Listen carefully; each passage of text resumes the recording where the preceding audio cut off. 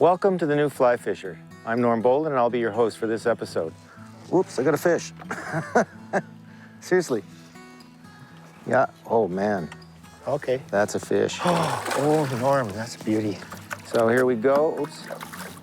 Can we bring him in here? There we got him. Thank you, Jeff, in the net. There we go, my Well, friend. that is a fine fish, I must say. I think that's a very nice fish. Wouldn't you say that's a great that's a beautiful Northern fish. Ontario smallmouth bass?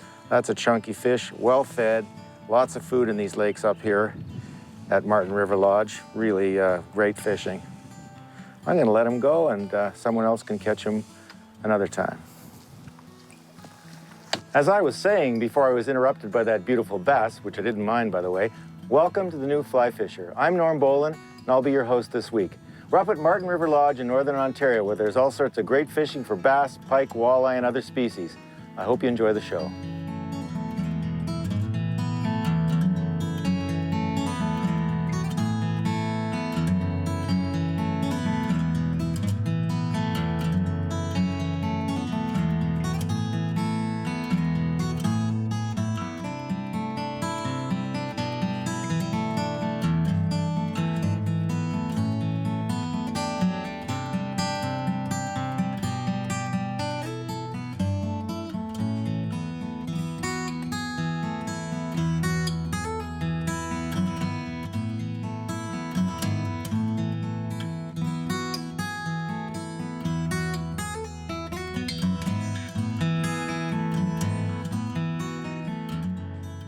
The New Fly Fisher has been made possible thanks to Northeastern Ontario Tourism Association, GoFishingOntario.com, Orvis Sporting Traditions, Scientific Anglers, Umpqua Feather Merchants, Superfly, fly fishing made easy. This week, we're at the Marten River Lodge in Northern Ontario. Our focus, throwing top water for big bass. A great thing about Marten River is access. It's within a day's drive of many northeastern states and Canadian cities. 4 hours from Toronto and half an hour from an international airport. Just a short distance north of North Bay, Ontario. The lodge is surrounded by plenty of lakes, most reached by road, some by day trip float plane, others by off-road vehicles. A true wilderness experience with large, wild fish. Spin fishers come here to chase pike, walleye, and lake trout, but not many people have yet discovered the exciting fly fishing for bass. I went out with guide Jeff Doon to try my luck.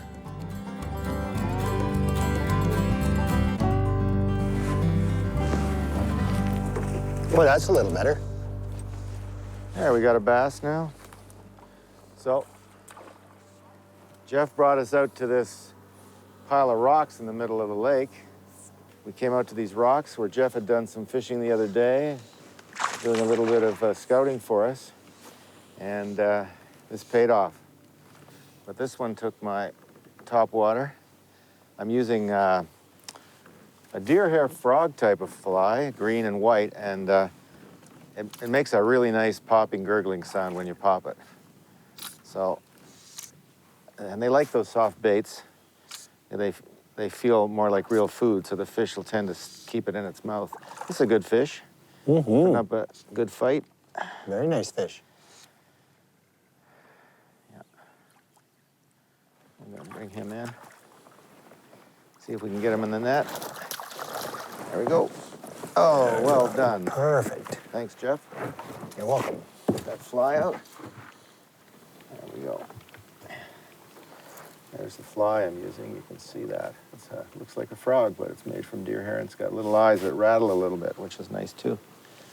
Smallmouths are often nicknamed bronzebacks, but this is more like a blackback, not a bronzeback at all. That's a nice little fish. Put up a good fight for a fish that size, a couple of pounds.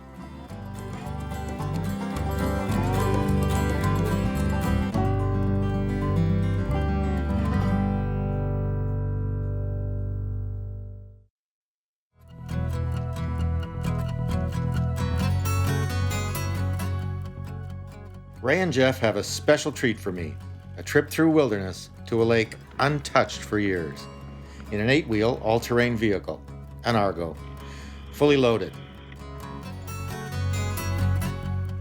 What an experience.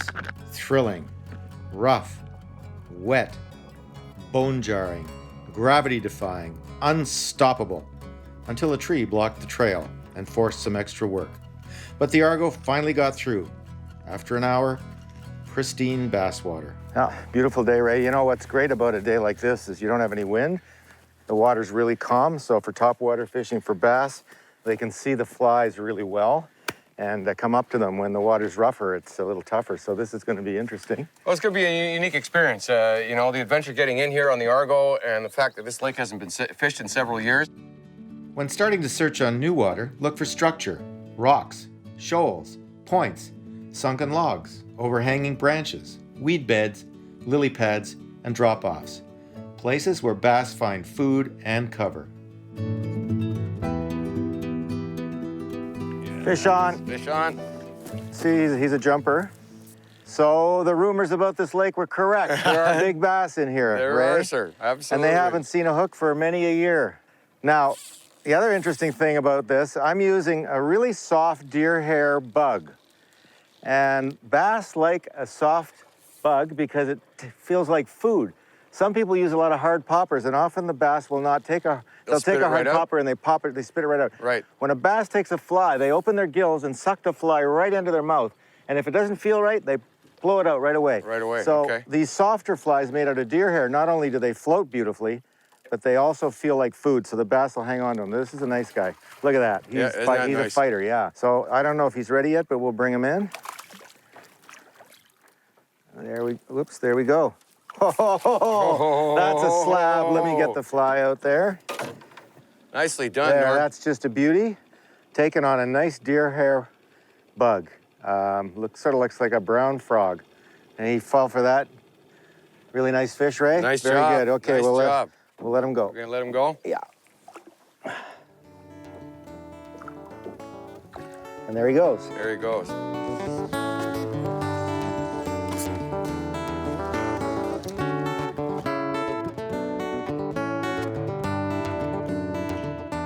This is huge.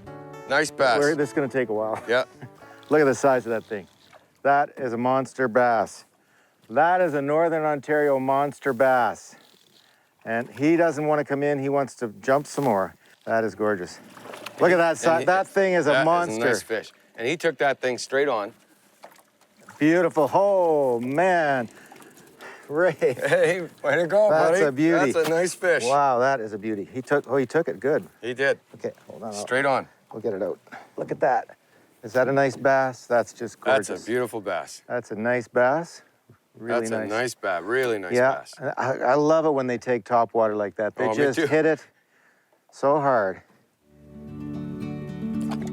Bass can be unpredictable. They don't always react to topwater presentations the same way. Sometimes they'll grab a fly aggressively as soon as it hits the water. Bingo. This is often the case when the bass are hiding in structure or under branches, waiting to ambush something big, say a mouse or frog or a large insect that might swim by or just fall into the lake. Other times the fish will wait and slowly follow the fly as soon as you start retrieving. They'll grab the fly only after it's been popped several times. Sometimes before pouncing, the bass will want a slow retrieve. Other times, a fast retrieve. Another situation is when the popper lands and spooks a fish. The bass will often first move away from the splash. But if you just let the fly sit, the frightened bass will come back and take a wary look. It will hang back to see whether there's a safe meal to be had. Then, when you finally pop the fly, the bass will take it. Sometimes when the bass is spooked, you have to let the fly rest for as long as 30 seconds or more before popping it. So vary the speed and style of your retrieves, and don't be afraid to just let your fly sit when fast retrieves aren't working.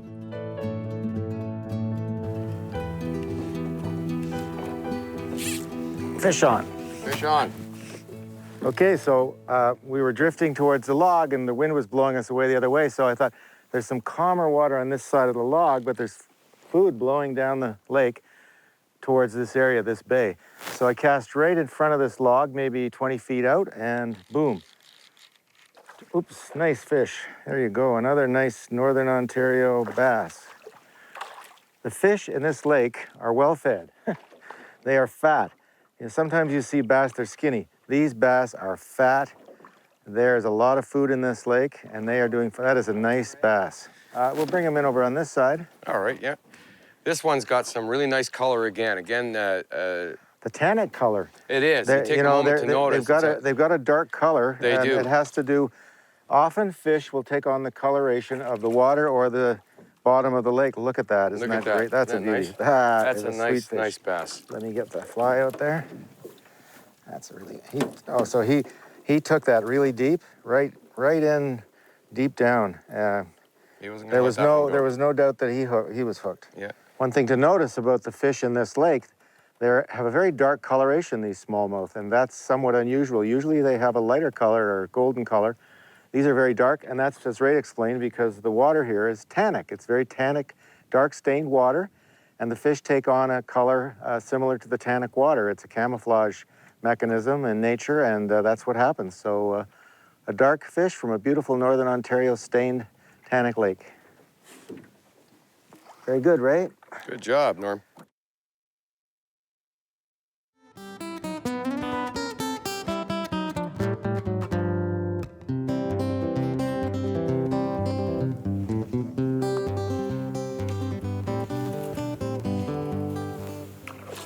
Oh! Oh, man.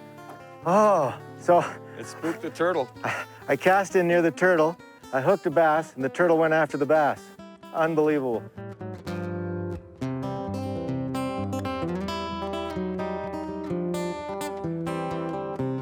Nice.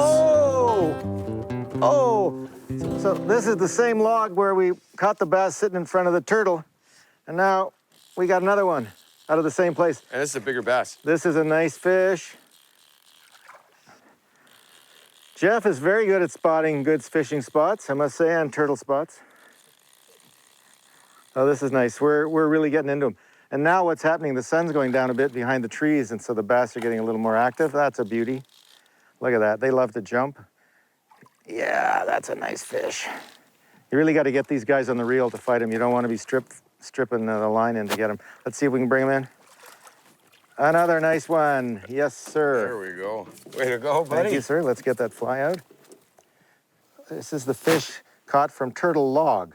The Turtle Log bass. That's nice, and it was nice to end the day today like that.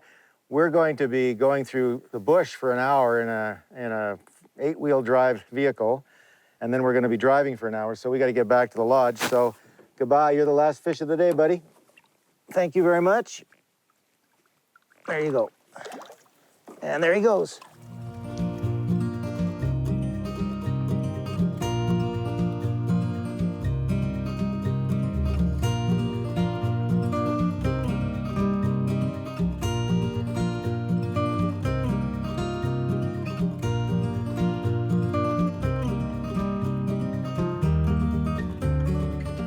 Searching for bass is an art form. Casting to structure is always important, but so is covering water thoroughly. The more water you cover, the sooner you'll find fish, and the more you'll catch. A good system is to start casting just a few feet out and to your left, then continue casts the same distance, but make each one a few feet to the right until you've swept a wide arc. Then let out some line and sweep an arc again from left to right. Keep doing this until you've reached the farthest distance you can cast easily. You can just stick to the side facing the shore, or if you like, you can cast a complete circle around your boat. When you're done, move your boat to the next location and repeat the whole process over again. With this system, any fish you catch in closer won't spook any fish holding farther out, and you'll know that you've covered every fish within range.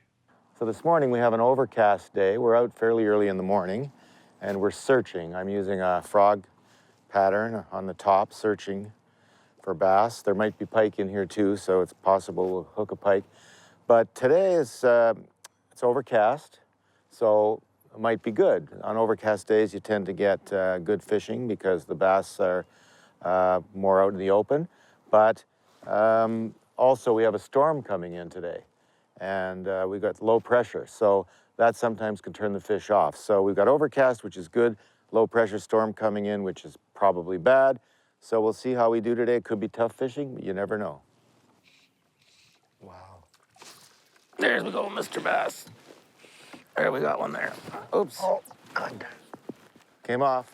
I was noticing a lot of fish were going for my topwater fly, but I wasn't hooking them adequately. They were staying on the fly for a couple of seconds, but then they were getting off.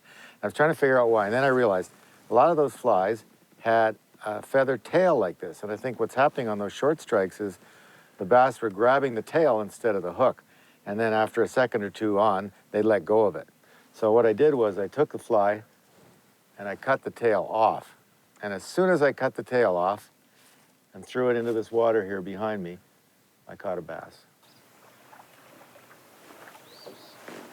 No. Oh, that's bassy. a nice bass. Beautiful job, Norm. Yeah, that's interesting. I picked my spot there. There was an opening in between these lily pads here, and I cast my deer hair popper right into the opening, and sure enough, Mr. Bass came up. I'm gonna bring this guy on the reel. Yeah, he's happy. Got a lot of energy. That was a beautiful one, eh? Yeah, that was great. I think they're turning on now. Yeah, well, now that the weather has changed. The weather's eh? changed, the rain stopped, the wind stopped. The low pressure area has turned into a high pressure area, and we are doing okay. And he's got some fight in him. I was That's a going to good say, he sized doesn't fish. want to give up yet.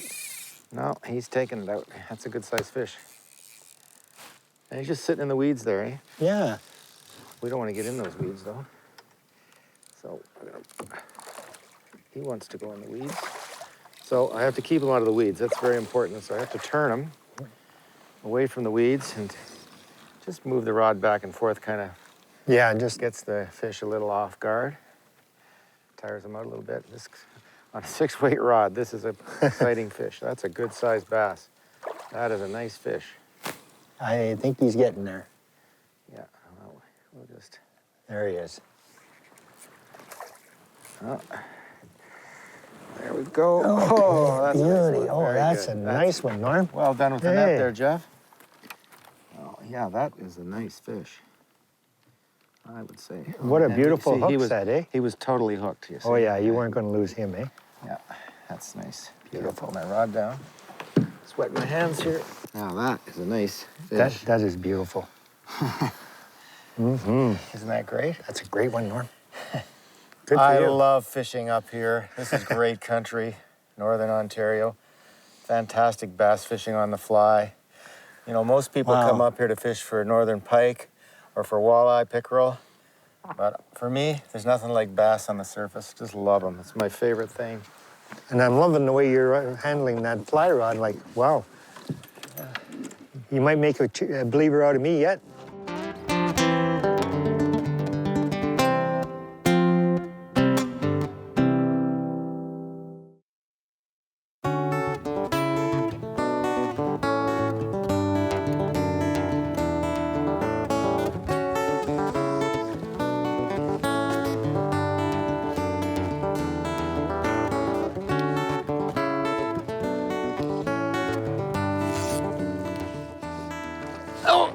There you Got go. him right here. Right.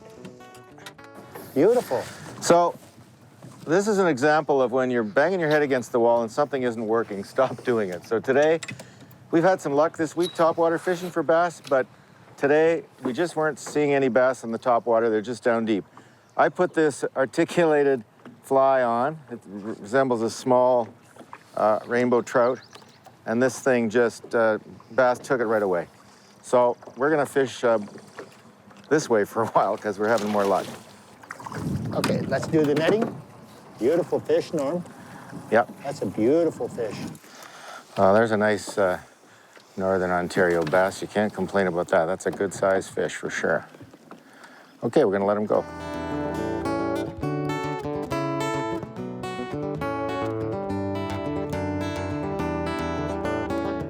Here at Marten River, we use 6-weight rods with both floating and fast sinking lines, but mostly floating for top water.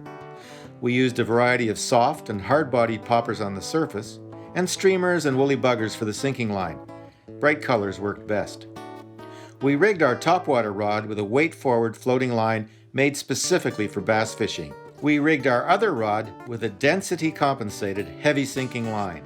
For turning over big flies, we attached 2X heavy butt 9-foot tapered leaders to both lines. We added 2 to 3 feet of 2X fluorocarbon tippet and attached the flies with loop nuts to provide extra movement in the water.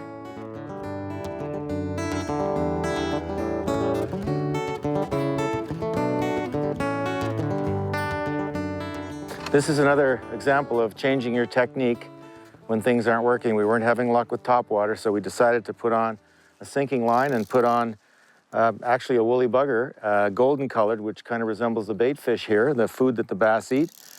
Threw that in a transition area between shallow water and deeper water, and a sandy bottom and a dark bottom, 2 transitions, which is always good.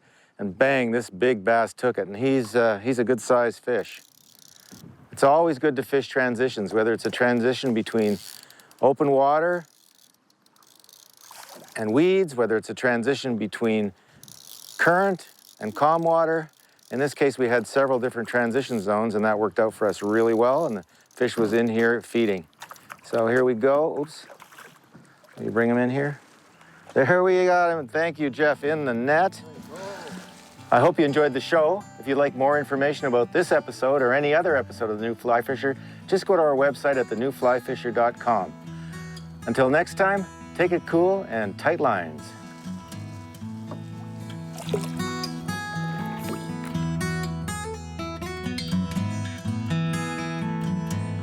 The New Fly Fisher has been made possible thanks to Northeastern Ontario Tourism Association, GoFishingOntario.com, Orvis Sporting Traditions, Scientific Anglers, Umpqua Feather Merchants, Superfly, fly fishing made easy.